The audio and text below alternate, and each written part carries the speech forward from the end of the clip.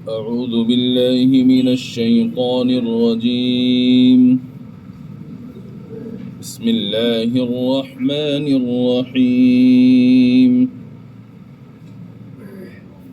إذا جاء نصر الله والفتح ورأيت الناس يدخلون في دين الله أفواجا فسبح بحمد ربك واستغفره إنه كان توابا.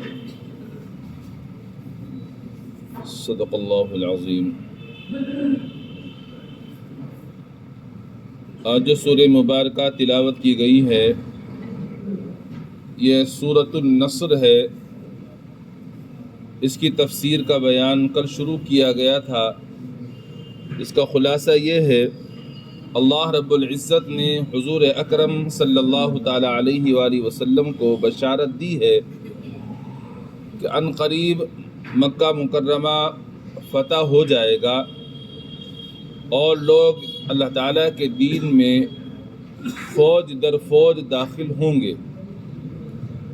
اور جب ایسا ہو جائے تو پھر آپ یہ کیجئے گا کہ اپنے پروردگار کی حمد کے ساتھ میں تسبیح بیان کیجئے اور استغفار کیجئے. بلا شبہ آپ کا پروردگار بہت معاف کرنے والا ہے. یہ خلاصہ ہے اس سورہ مبارکہ کا. اس سورہ مبارکہ کے ضمن میں نے کل عرض کیا تھا جب یہ سورہ مبارکہ نازل ہوئی تو حضور اکرم صلی اللہ تعالی علیہ وآلہ وسلم کے چچا حضرت عباس رضی اللہ تعالی عنہ رونے لگے. آپ علیہ الصلاۃ والسلام نے وجہ دریافت فرمائی رونے کی تو انہوں نے بتایا کہ اس صورت میں اس طرف بھی اشارہ ہے کہ آپ کے دنیا سے تشریف لے جانے کا وقت قریب آ گیا ہے، اس لیے کہ اللہ تبارک و تعالی نے آپ کو دنیا میں دین پھیلانے کے لیے بھیجا. اور اس میں اشارہ ہے اس بات کی طرف کہ اللہ تبارک و تعالیٰ کا دین پھیل جائے گا، لوگ فوج در فوج اسلام میں داخل ہوں گے. اس سے معلوم ہوتا ہے کہ آپ کے اب دنیا سے جانے کا وقت قریب آ گیا چونکہ آپ کا مقصد پورا ہو گیا. تو آپ علیہ الصلاۃ والسلام نے اس کی تصدیق فرمائی کہ جی ہاں آپ صحیح کہہ رہے ہیں. تو اس سورہ مبارکہ میں ہمیں کچھ سبق ملتے ہیں. پہلا سبق اس سورہ مبارکہ میں ہمیں یہ ملتا ہے کہ اللہ تبارک و تعالیٰ نے یہاں یہ ارشاد فرمایا اذا جاء نصر اللہ والفتح، کہ جب اللہ تبارک و تعالیٰ کی مدد آ جائے اور فتح آ جائے. اللہ تبارک و تعالیٰ کا صرف اتنا فرما دیتے اذا جاء الفتح، کہ جب فتح آ جائے یعنی مکہ مکرمہ فتح ہو جائے تو بات پوری ہو رہی تھی. لیکن اللہ رب العزت نے یہاں یہ ارشاد فرمایا اذا جاء نصر اللہ والفتح، جب اللہ تعالیٰ کی مدد آ جائے اور فتح ہو جائے. تو اس سے سبق یہ مل رہا ہے بغیر اللہ تبارک و تعالیٰ کی مدد کے کسی بھی انسان کو کوئی کامیابی حاصل نہیں ہوتی.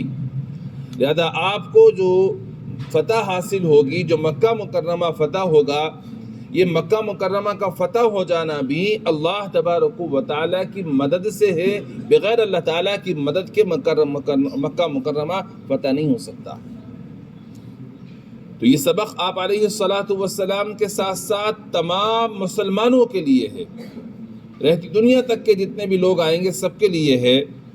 اور اس میں یہ بتا دیا گیا کہ انسان کو اس دنیا میں کسی بھی طرح کی کوئی کامیابی حاصل ہو، خواہ جنگ میں فتح حاصل ہو، خواہ اپنی روزمرہ کی زندگی کی جو ضروریات ہیں اس میں اس کو کامیابی حاصل ہو، اس کو اس کامیابی کی نسبت اللہ تبارک و تعالیٰ کی جانب کرنی چاہیے. اپنے قوت بازو کا کمال نہیں سمجھنا چاہیے.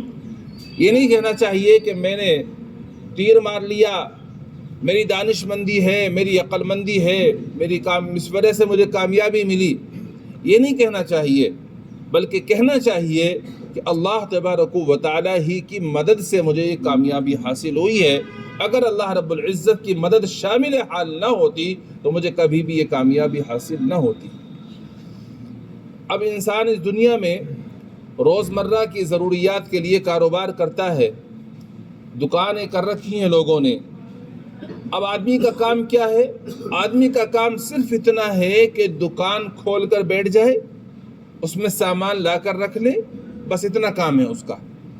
اس دکان کے اندر گاہک لانا، کسٹمر لانا اس کا کام نہیں ہے. اب دکان میں اگر کسٹمر آ رہے ہیں، دکان سے اگر اس کو فائدہ ہو رہا ہے، کامیابی مل رہی ہے، تو اس کامیابی کو اپنی طرف منسوب نہ کرے. یہ نہ کہے کہ میں نے اچھے سے ڈیکوریشن کی اس لیے کسٹمر آ گئے، میں یہ سامان لے کر آ گیا اس وجہ سے کسٹمر آ گئے. اگر ڈیکوریشن اچھی نہ ہوتی، یہ کام نہ اچھے سے کام نہ کرتا میں تو کسٹمر نہیں آتے.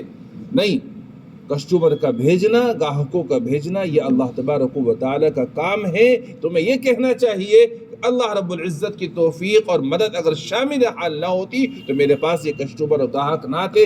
محض میرے رب کی عطا ہے، میرے رب کا میرے اوپر انعام ہے کہ جو اس نے کسٹمروں کو میرے پاس بھیج دیا. اس ضمن میں ایک واقعہ لکھا ہے، پڑوس ملک کا واقعہ ہے کہ ایک مولانا تھے جو دینی کتابوں کی دکان کرتے تھے. ایک روز بہت تیز بارش ہو رہی ہے، سڑکوں پر پانی بھرا ہوا ہے. اب دکان کھولنے کا وقت آ گیا.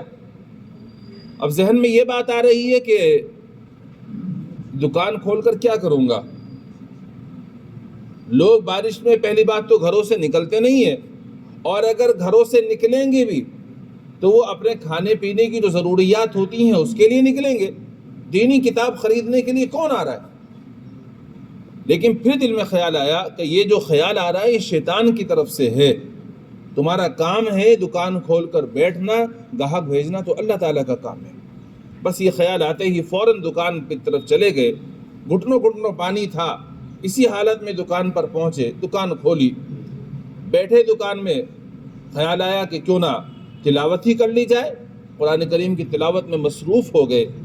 تھوڑی دیر کے بعد دیکھتے ہیں کہ اسی تیز بارش میں سڑکوں پر پانی بھرا ہوا ہے، لوگ کتابیں دینی خریدنے کے لیے جوق در جوق چلے آ رہے ہیں. تو کیا معلوم ہوا؟ گاہک بھیجنا اللہ تبارک و تعالیٰ کا کام ہے. روزی کی ذمہ داری اس نے لی ہے. وما من دابۃ فی الارض الا علی اللہ رزقها. اس زمین پر جتنے بھی چوپائے چلتے ہیں سب کی روزی کی ذمہ داری باری تعالیٰ نے خود لی ہے.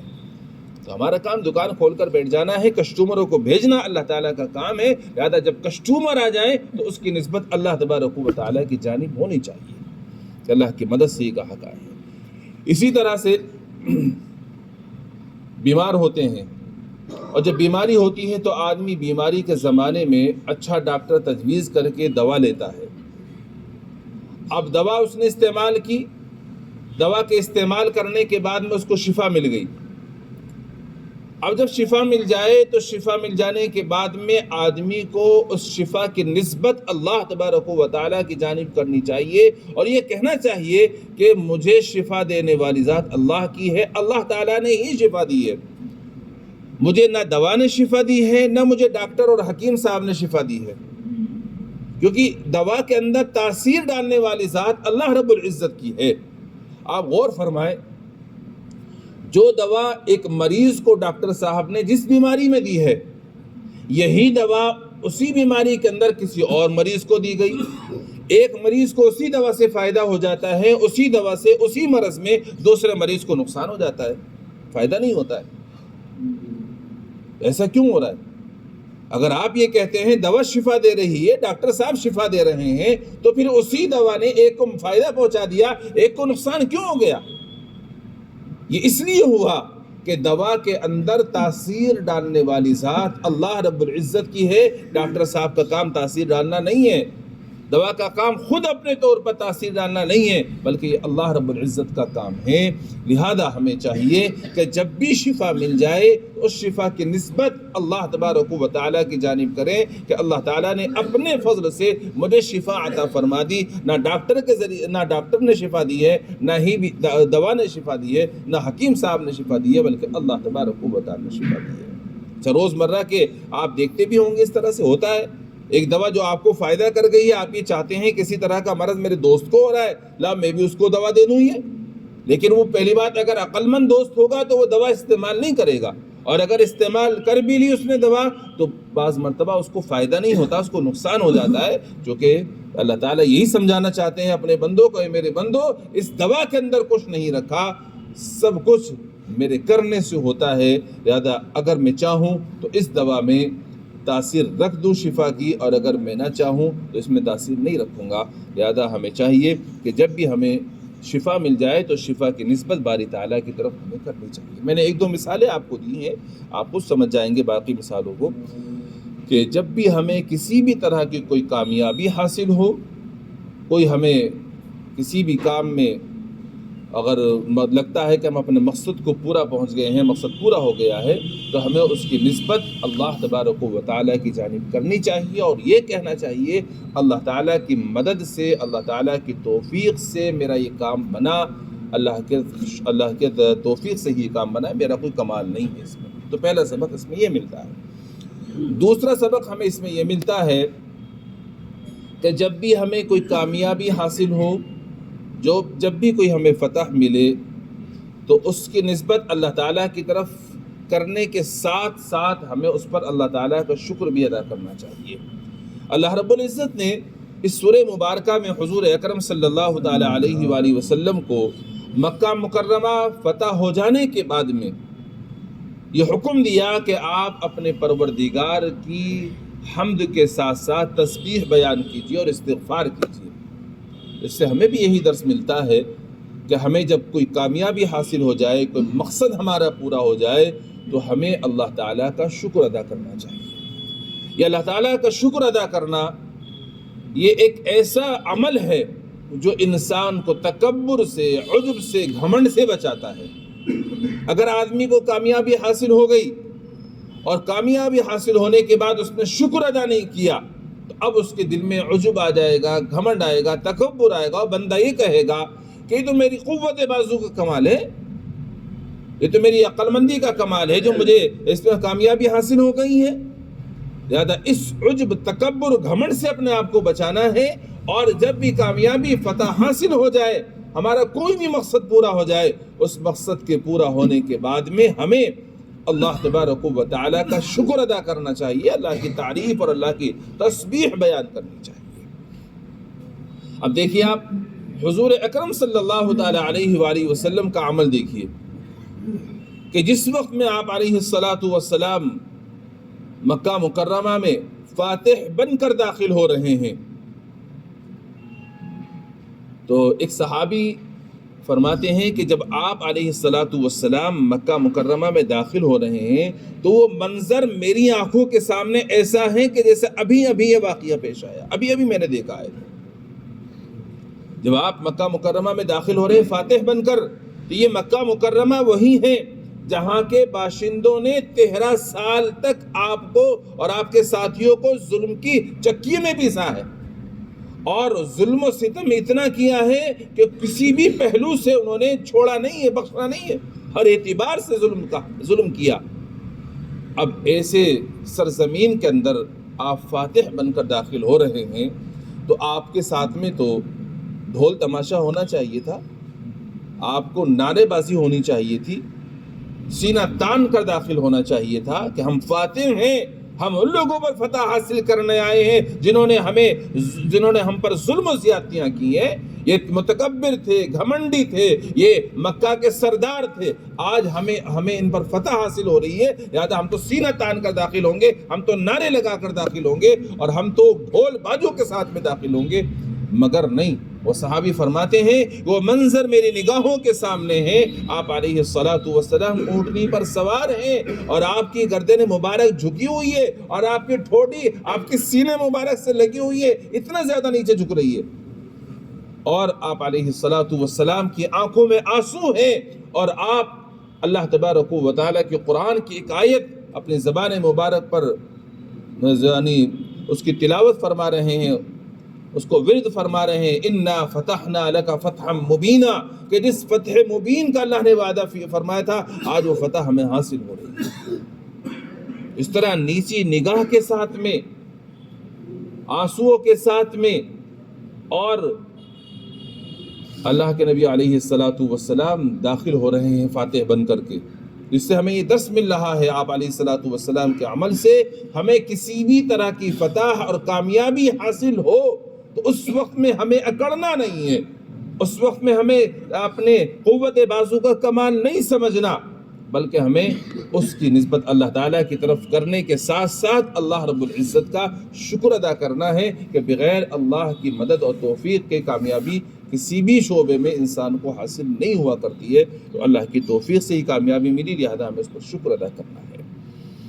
اور جب بندہ شکر کرتا ہے تو شکر ادا کرنے سے باری تعالیٰ کا فرمان ہے لئن شکرتم لازیدنکم، کہ اگر تم شکر ادا کرو گے تو میں تمہاری نعمتوں میں اضافہ کر دوں گا۔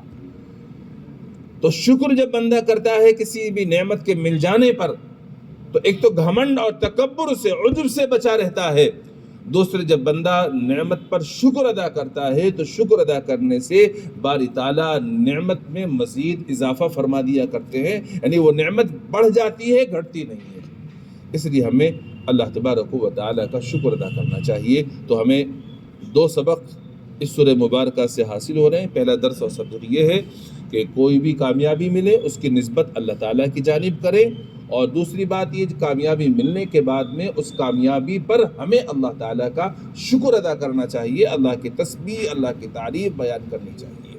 اللہ تعالیٰ سے دعا ہے اپنا فضل فرما کر عمل کی توفیق مرحمت کریں۔ سبحان اللہ بحمدہ، سبحانک اللہم بحمدک، ونشہد ان لا الہ الا انت، نستغفرک ونتوب الیک۔ سبحان ربک رب العزة عما یصفون، وسلام علی المرسلین، والحمد للہ رب العالمین۔